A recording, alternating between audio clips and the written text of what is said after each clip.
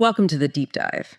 Today we're going right into a compelling analysis that's come out of Sweden, looking at some really significant shifts happening in our political and economic world right now. Exactly. And this analysis, it connects a lot of different dots. We're talking Marine Le Pen, the whole political climate in Europe, Sweden's role in Ukraine, President Trump's actions. And just the bigger picture across Europe, really. Yeah, the broader dynamic. And for you, the listener, our mission here is to kind of explore how this specific analysis sees these things that might seem separate as actually being, well, interwoven. Okay, let's unpack this. Starting in Europe with Marine Le Pen. Yes.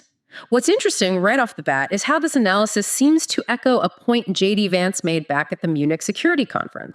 The idea that the biggest threat to European freedom isn't external. Exactly. That it's actually coming from within. And the core argument here, it seems, is that Europe is shifting, maybe evolving, into a kind of neoliberal system, one that actively, suppresses views that don't fit the mold. The Davos consensus, they call it. Right. That's the term the analysis uses. It's basically describing this set of economic policies, globalist viewpoints, the kind of often discussed at the World Economic Forum. The analysis frames it as this dominant ideology in European power circles. And according to this view, these globalists, as they're termed, a term you hear a lot, they're seen as having a really tight grip, controlling the EU, actively working to sideline politicians who actually have popular support, the ones tapping into public dissatisfaction. The analysis suggests this is really a fundamental challenge to democracy itself. And it gives examples, doesn't it? It does. It points to the situation with George Misko in Romania, for instance. Right. And it speculates about similar things potentially happening with Alice Weidel in Germany or Sarah Wagenknecht. And even the AfD alternative for Germany. Yeah, the biggest opposition party there. There's mention of discussions about possibly banning them. It's quite something. It's a strong claim, this idea of actively suppressing popular movements. And focusing back on Le Pen for a second, the analysis basically dismisses the legal case against her. Kind of shrugs it off. Yeah, calls it minor compared to, alleged serious economic offenses by other big players. Even mentions the head of the European Central Bank. So the implication is she's being targeted for something small while others might be involved in much bigger financial issues. That's the suggestion. And it fits into this bigger picture the analysis is painting. A pattern, maybe? Setting traps for politicians who step out of line to stop them gaining real power. Exactly. Which brings us to the reaction to J.D. Vance's speech. The analysis really goes after PM Nilsson's response in Dagen's industry. How so? It sees his really strong negative reaction as basically aligning him with this globalist publication, one that defends the whole Davos ideology. An ideology, the analysis argues, is actually damaging democracy in Europe. Right. And it specifically mentions Nilsson's post on X. Oh, yeah, that was quite direct, calling Vance's speech swinish. Pretty strong language, and suggesting it marked the end of, the positive American influence, Pax Americana, and that Europe should basically cut ties with the U.S. It does make you wonder about this shift in perspective. The analysis definitely picks up on that. It does, contrasting it with his time, apparently, as an editor somewhere else. Johnsby Lepperin, maybe?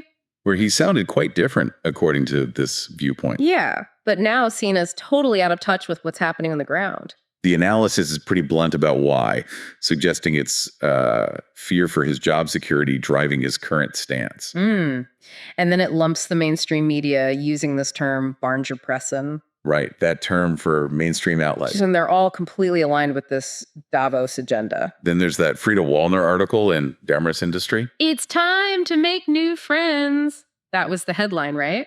With the picture of President Trump holding an executive order.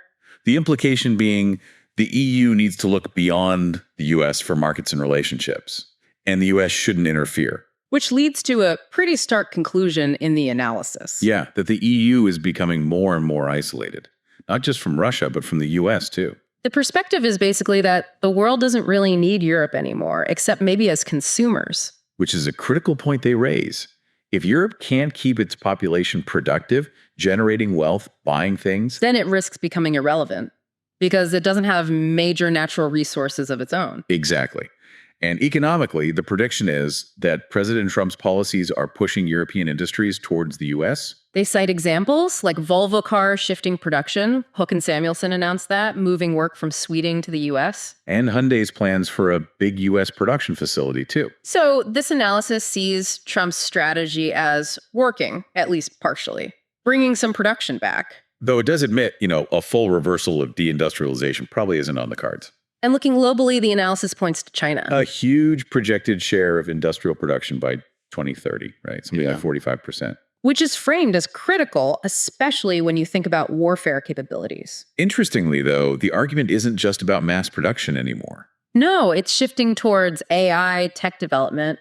That's where productivity gains are really coming from now. And in those key tech areas, the analysis says China's leading in, 57 out of 60 sectors? Yeah, a huge majority. And Chinese car factories are mentioned specifically as being way ahead of Europe and the US in terms of efficiency. Right. The focus isn't just jobs anymore because of automation. It's about controlling the whole production chain. Especially for sensitive stuff like weapons. And China's strategy with software is highlighted too, offering it super cheap. To leverage their dominance in hardware, like printers being cheap, but ink being expensive. Exactly. Or imagine cheap Chinese operating systems hitting the market, what that could do to Western tech companies. Okay, let's shift gears. Sweden and Ukraine. Right. The deployment of Swedish Gripen jets, 6 or 8 of them, to Poland under NATO command. The analysis even details the standard operating procedures for intercepts. Contact, shadowing, warning shots. And lethal force as a last resort. And the Swedish Defense Forces are framing this as a big deal, a milestone for NATO integration. First-time Gripens operating from another NATO country, showing Sweden is contributing security, not just receiving it. And there's a quote from a pilot expecting lots of scrambles, Jack Starter, along that eastern border. But the analysis offers a totally different take. Calls it provocative. Deliberately provocative towards Russia. And unnecessary, saying it raises the risk for Sweden for no real military gain. Because the planes could do the same job from Sweden under NATO command. So the question posed is, what's in it for the Swedish people? The implication being, nothing good, only more risk. This ties into the discussion about Sweden's massive aid package to Ukraine. 16 billion SEK now, heading towards nearly 30 billion in 2025 from taxpayers. And the analysis uses some pretty strong language there, referring to the government in Kyiv as a corrupt Nazi regime. Yeah, it doesn't hold back. And it contrasts this huge spending with cuts to healthcare support back in Sweden. Like reduced protection for expensive medicines for sick people. The analysis basically questions if this aid is even doing any good, suggests Ukraine is likely to lose anyway. And the money will just vanish in a general bankruptcy. That's the grim prediction, plus hints of potential corruption. Suggesting Swedish companies, maybe defense firms, are the real beneficiaries. Right. The counter-argument presented is, use that money to build up Sweden's own defense instead. The analysis breaks down the package, too. It's not just donating old stuff anymore. No, it's shifting towards producing new defense material in Sweden, specifically for Ukraine. Plus investments in defense innovation, export credits. The 16 billion breaks down roughly. 9.2 billion for buying weapons, 5 billion for these funds buying material, and $500 million worth of existing gear from the Swedish armed forces. Like transport vehicles, ammo. And now they're targeting smaller tech companies too. For drone tech, anti-drone tech. Trying to speed up procurement for those kinds of solutions. There's a quote from a defense official saying Sweden is already deeply involved. That they've chosen a side with all this military support. And the analysis wraps up this section by saying the war is nearing its end, predicts a big Russian offensive in May, pushing the front westwards. Okay, so turning to President Trump now and the U.S. EU relationship. A key move highlighted is Trump halting those DEI initiatives, diversity, equity, inclusion. And quotas for companies doing business with the U.S. government.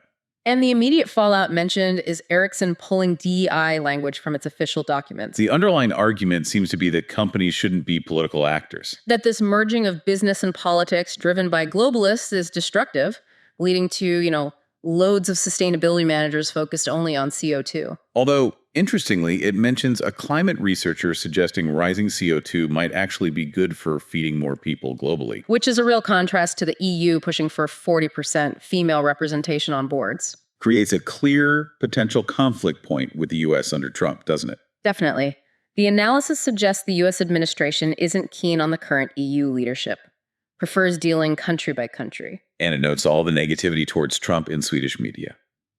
PM Nilsson again, Dagens Industry. And politicians like Fredrik Reinfeldt, calling Trump the world's most dangerous man.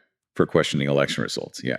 And Carl Bildt, too. It all points to this widening gap between the U.S. and EU, potentially long-lasting. The expectation outlined is that the U.S. will favor allies who've been consistently supportive and take action against those seen as hostile. There's that anecdote about J.D. Vance walking out of von der Leyen's AI speech. Right. The quote, "Rob, I don't want to meet the Kriegsrechtlerin," really suggests a lack of interest in engaging with the EU as a bloc. Emphasizing that preference for bilateral deals, though it does add the caveat that Trump can be emotional, unpredictable. His approach could change. It mentions his apparent disappointment that Russia isn't really engaging with him right now.